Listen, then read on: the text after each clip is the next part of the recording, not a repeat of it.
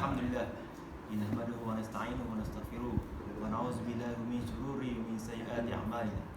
May yahdihillahu fala mudilla lahu wa may yudlil fala hadiya lahu wa asyhadu an la ilaha illallah wa anna Muhammadan abduhu wa rasuluh. Qala rabbi shrah li sadri wa yassir li amri wa hlul 'uqdatam min lisani yafqahu qawli. Amma ba'd. Assalamualaikum warahmatullahi wabarakatuh. Di tengah hari yang mulia ini kan, Allah bagi peluang untuk anda mengisi Zuhur ni. Zuhur kan, sebab tak ada lagi Jumaat. Bukan tak ada Jumaat. Untuk hari ni dia postpone sikit. Jadi sekarang telah dipilih topik kita pertama hari ini adalah berbincang pasal tabi'in. Persoalannya, siapakah tabi'in? Kita turut ikut definisi asalnya. Tabi'in ialah orang yang hidup selepas zaman Nabi, selepas Nabi wafat sallallahu alaihi wasallam. Yang mereka ni adalah para murid-murid sahabat Nabi. Yang mereka tak sempat pun tengok wajah Rasulullah, tapi sempat tengok sahabat dia. Itu tabi'in. Ada gelaran dipanggilkan pada generasi ini adalah Salafus Soleh. 3 generation. First kali generation adalah generasi sahabat. Second ialah generation tabi'in. Ketiga ialah generation tabi'in. Anak murid tabi'in. InsyaAllah anak berbincang sekarang adalah pasal hadis. Kan hadis Rasul cakap kan, dia dekat sini tapi anda lupa. Cuma Rasulullah SAW ada menyatakan bahawa jikalau kamu hendak mengahwini seorang perempuan kerana 4 perkara. Pertama ialah kerana harta dia. Pertama adalah kerana kecantikan dia. Ketiga adalah kerana kedudukan dia. Keempat adalah kerana agama dia. Maka hendaklah kamu ambil kerana agama dia. Niscaya kamu akan dapat keberkahan. Untunglah orang ambil agama dia. So, ni berkaitan sikit dengan apa yang nak ambil dari kisah Said bin Ibnu Musayyib. Dia adalah pemimpin ataupun orang lead tabi'in pada zaman dia. Siapa Sayyid? Said bin Al-Musayyib. Betul Kalau kesilapan tolong betulkan. Dia adalah seorang lead tokoh ulama zaman dia, tabi'in. Dan dia adalah seorang 7 ahli fuqaha Madinah zaman tu. Jadi nak cerita dia, Said bin Musayyib ni ada kisah dia. Kisah pertama sekali ketika dia melihat seseorang yang menggunakan solat subuh 2 rakaat lebih dari 2 kali sebelum subuh. Maka dia melihat, oh ini salah. Dia orang fikah kan. Dia pun pergi tegur orang, ni salah bahasa anak Tapi untuk cakap, anak tak salah sebab anak menunjukkan solat. Anak tak berdosa kan kerana anak solat menunjukkan ibadah Allah. Dia menjawab, ya, kamu tak berdosa kalau kamu menunjukkan ibadah Allah, tapi kamu telah berdosa kerana kamu adalah tidak mengikut sunnah Nabi. Tengok, fikrah dia sangat jelas. Dia melanggar perintah sunnah Nabi. Sepatutnya dia sembahyang solat subuh 2 rakaat tapi melebihi. So dia nampak kesalahan, dia terus tegur. Kita sekarang nampak kesalahan, apa kita buat? Ikhwah banyak tidur je. Banyak main handphone, laptop. Itu bekerja insyaAllah. Kita buat betul. Dan itu menunjukkan kalau dia nampak kesalahan amal ma'ruf nahi munkar, dia terus buat. Macam Nabi Musa dan salam kan, action, buat terus, nampak.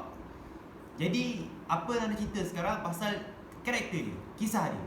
Sebab itu nak cerita pasal latar belakang dia. Dia adalah anak murid daripada Ali bin Abi Talib, Uthman bin Affan, dan paling sekali masyhur dia dikenali adalah anak murid Abu Hurairah.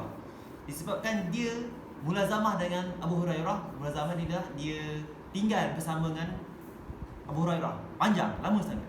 Lepas tu dia dapat ilmu hadis-hadis dari Abu Hurairah. Kan Abu Hurairah dia berapa hadis kan? Dia paling banyak riwayat hadis kan? Jadi dia dapat ilmu tu dari Abu Hurairah, sehingga kan dia boleh mengahwini puteri Abu Hurairah. Itu menunjukkan kewarakan dia. Dan sekarang dia adalah perujuk utama Madinah, ahli fuqaha. Dan cerita je pasal tadi, kaitan dengan hadis tadi ialah dia ni telah ditemukan oleh seorang penjaga. Penjaga ni ada cerita balik dari awal. Ada seorang pemerintah khalifah zaman itu. Anak ni Abdul Aziz bin Marwan. Nama dia lah Abdul Malik bin Marwan. Kan anak, adik-adik dia. Dia naik. Abdul Aziz bin Marwan meninggal, dia naik. Abdul Malik. Dia pemerintah. Dia rombongan ni datang ke satu tempat dan menunaikan haji. Bertawaf, pergi Masjid Madinah. Dia jumpalah beberapa orang. Contoh Urwah bin Zubair. Lepas tu Ubaidillah. Lepas itu Sayyid bin Al-Musayyid. Dia nampak? Oh, dah halaqah. Dekat masjid ni ada halaqah, ada usrah tersendiri setiap penjuru. Dia tengok, bagusnya. Sebab ni adalah majlis ilmu yang membuatkan mereka ni saling menerima ilmu dan berbagi ilmu. Lantas hari seterusnya, dia tidur. Lepas tu dia bangun pagi. Terengkap. Dia rasa tak senang hati. So dia panggil dia punya penjaga. Ya, Mas Sarah, sini jap. Ya, kenapa tuan? Boleh tak kamu pergi masjid dan kamu panggil seorang yang ahli ilmu hadis supaya dia boleh ingatkan aku. Maka Mas Sarah tu, penjaga tu, pergilah jumpa dengan orang itu yang ada kat masjid. Lantas dia temukan masjid tu kan. Dia tengok, tak ada penjuru pun, kosong. Kecuali ada satu orang bawa usrah masa tu. Seolah tak tahan kan. Tak adalah. Rindu kan. Tapi orang bawa masa tu adalah Ibnu, tak dikatakan lagi. Orang tu berkata, ni. Perempuan tu menunjuk ke dia. Tu. Apa dia buat? Tapi laki tua tu dia tak menghiraukan. Dia tengok, lepas tu dia teruskan halaqah dia. Lantas selesai usrah dia, Pula pergi Mas Sarah tadi jumpa dengan si pakcik tadi. Dia berkata, "Wahai pakcik, adakah kamu tak melihat saya ke?" "Oh, tadi tunjuk saya." "Betul?" "Oh, itu bincanglah urusan. Saya dipanggil sini sebab tuan saya Abdul Malik, dia memerintahkan kepada saya untuk bertemu dengan anda bahasa umum kan, supaya boleh peringatkan dia pasal hadis." Tak boleh. Kalau dia nak jumpa aku, bukan aku. Kenapa?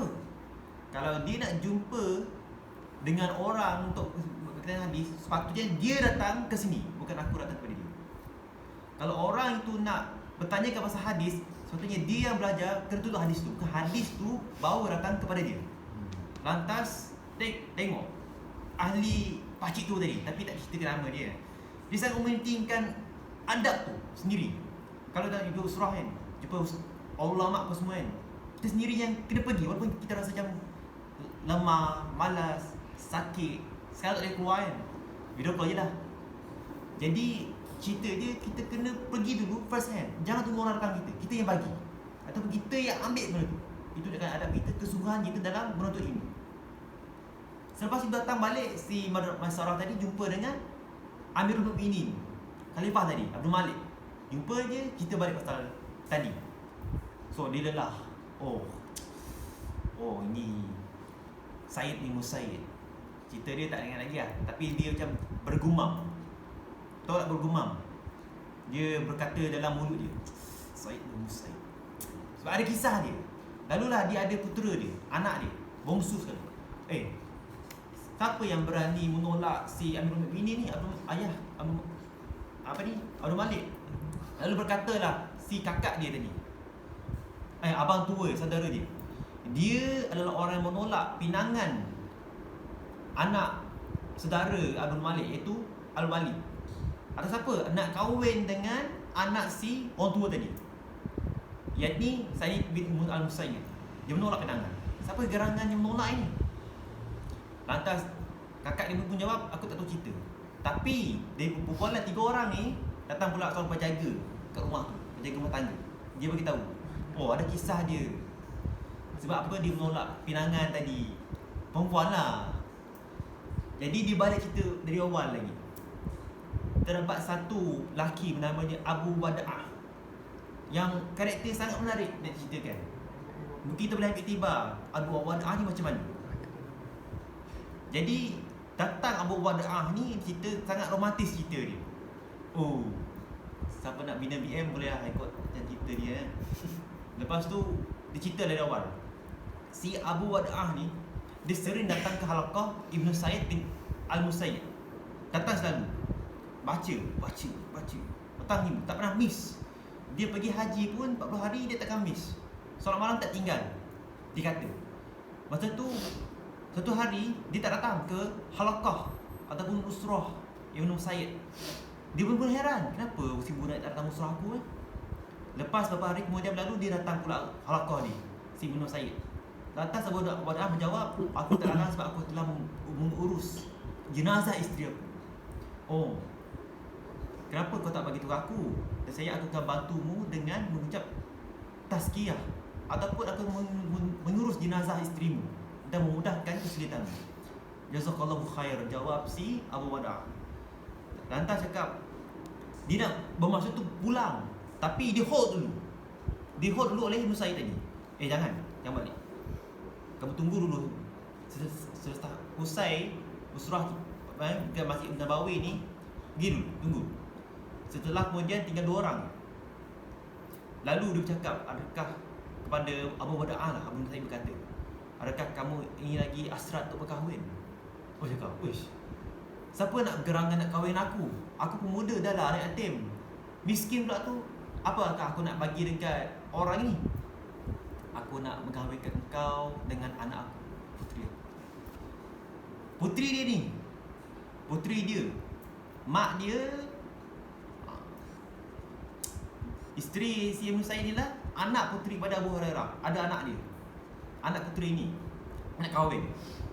Cuma dia pun gerangan, takkan nak bagi anak si beliau ni kepada aku? Tak nak.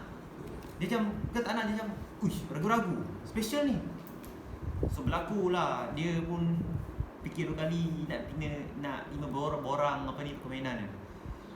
Lepas tu baru ditawarkan, ni aku nak tawarkan ni belakang ni, dia tulis belakang si Ibn Sayyid tadi, nak belakang. Mari sini. Maka datanglah si figure tu lah. Rupanya itulah anak puteri dia. Oh, puteri dia datang kepada aku. Dia datang kepada aku. Jadi berlakunya macam ni. Dia tengok, oh, orang ini nak kahwin dengan aku ke? Lepas tu puteri pun cakap, ya, aku nak kahwin dia dengan kau sekarang, boleh tak? Dia tak nak jawab kan. Tapi Syekh tadi tu menjawab, okey. Dia bertahmid. Lepas tu dia cakap sallallahu alaihi wasallam. Lepas tu dia kahwinkan puteri dia dengan si siapa tadi? Abu Wada'ah. Dia kahwinkan. I cannot believe it. Kahwin dengan orang macam ni yang bertaraf tinggi kan. Sehingga kan dia tolak pinangan anak Al-Walid, pemimpin khalifah masa tu. Putera dia. Sehingga kan sekarang pula. Dulu dia pun tak percaya benda tu berlaku. Lantas wang dia bagi sebagai hantaran 2 dirham saja. Dia beret. Lantas dia balik pergi rumah. Dia pelik. Oh, tak jadi ni. Apa kau nak bagi dia ni? Aku pakai miskin ni. Apa kau minta? Syekh kot bagi hantaran. Dia nak bagi apa kat balik kat Syekh? Balik rumah, tiba-tiba ada knock. Sebelum tu dia beritizam untuk Syaum. Syaum ni apa? Berpuasa. Dia berpuasa. Dia fikir benda tu dia lupa dia telah berpuasa. Tiba di maghrib, dia kan sediakan roti dengan zaitun untuk makan kan, berbuka. Lepas tu bunyi tok. Ish, siapa ni? Buka pintu. Oh, rupanya ni Syekh tadi, Ibn Musayyib. Dia kata, kenapa kau datang rumah saya? Saya nak jumpa dengan kamu, adakah okey tak dengan pergi tadi? Okey kot, insyaAllah. Masih lagi dalam syok kan, tak tahu lagi. Lepas tu, kenapa datang ke sini? Oh, saya datang sini sebab nak bawa anak puteri ke rumah kamu. Sebab apa?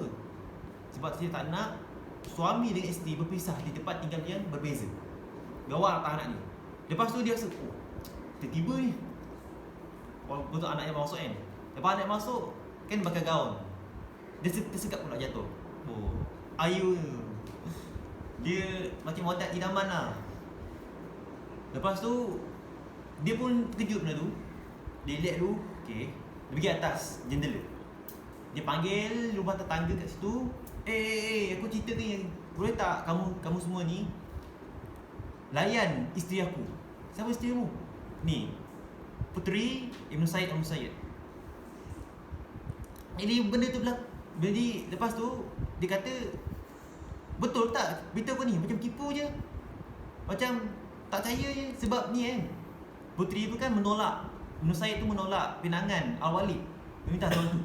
So kata, okey, kau tak percaya, kau pergi sini, kau layan.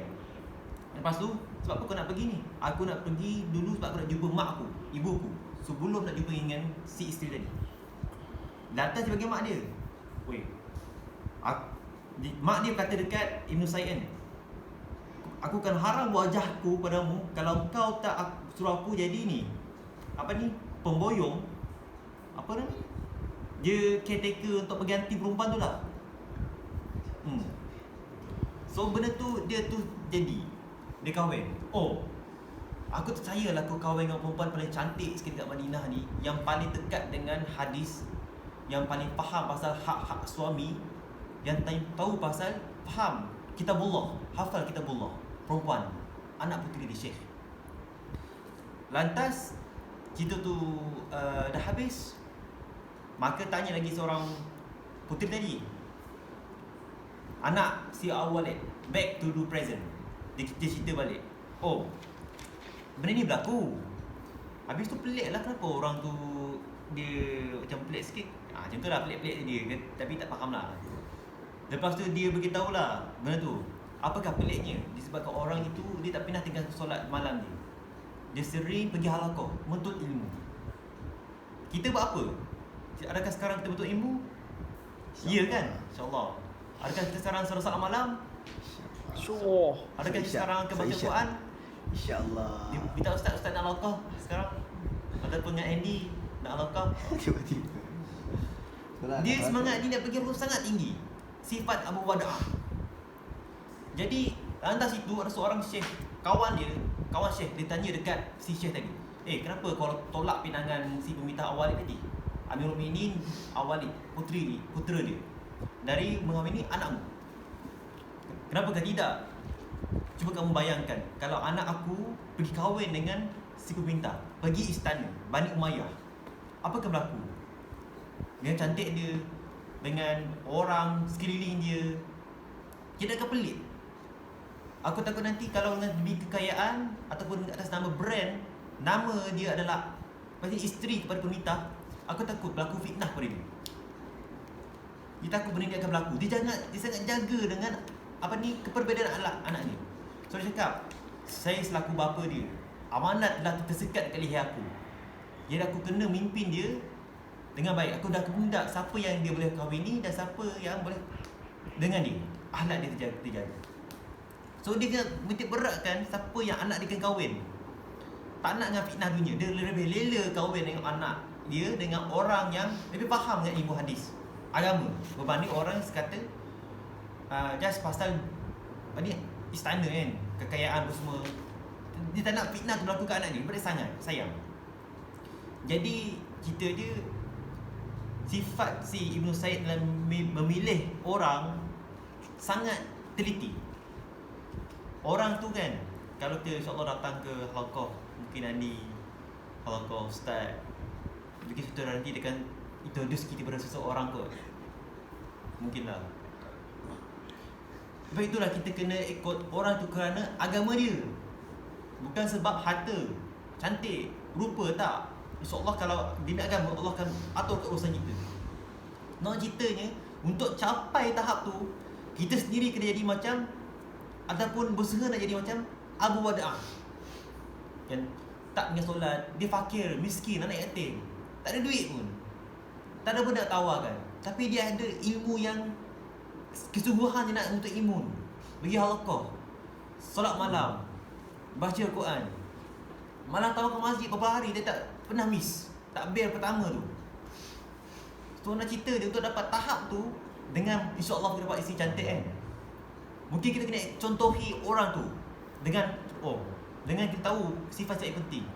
Lagi satu, Ibn Said ni sangat teliti dengan dia punya fikrah hadis dia. Kalau benda tu tengok salah, dia kata tegur. Jadi ambillah iktibar dari kisah ini, dikutip dari At-Tibyan, buku di At-Tibyan. Tapi yang tak ingatlah nama Ibn Said siapa, cuba boleh rujuk nantilah. InsyaAllah dengan ini boleh jadi iktibar untuk kita kan, untuk jadi orang yang terbaik, supaya bukan terbaik di sekadar dekat rumah di sisi ikhwah, tapi terbaik untuk demi keluarga dan pasangan kita, supaya kita boleh sampai ke syurga sama-sama kan. InsyaAllah. Sekarang IM, tak mau lagi BM kan. Sekarang RI. InsyaAllah. Dengan itu, Assalamualaikum warahmatullahi wabarakatuh. Waalaikumsalam warahmatullahi wabarakatuh. Okay, jazakallah khairul jaza pada Akhi Zahir di atas pengisian mengenai tabi'in Sayyid Al-Musayyid, seorang ahli fiqh yang sangat mementingkan hadis dan beliau amat menyanjungi hadis Nabi kan. Seperti mana Nabi kata dalam pemilihan isteri, maka dia sangat-sangat mementingkan. Dan mungkin Akhi Zahir nak kahwin dah kot. Semoga. Jadi insyaAllah kita akan teruskan makan. Okay, untuk tu Ana nak tutup dengan satu kata-kata. Ana nak tanya, siapakah orang yang paling susah untuk ditolong? Diri sendiri. Orang yang tak nak ditolong. Okay. Orang yang paling susah ditolong adalah orang yang tidak membenarkan dirinya ditolong. Betul. Jadi dengan adanya kita buat pada musim corona ni kan, inilah salah satu usaha kita untuk kita menolong diri kita, untuk meningkatkan istiaf kita. Mungkin boleh kita tambah dalam pengisian kita kan. Jadi untuk meningkatkan sikoh. InsyaAllah itu saja. Wallahu alam, kita jumpa lagi.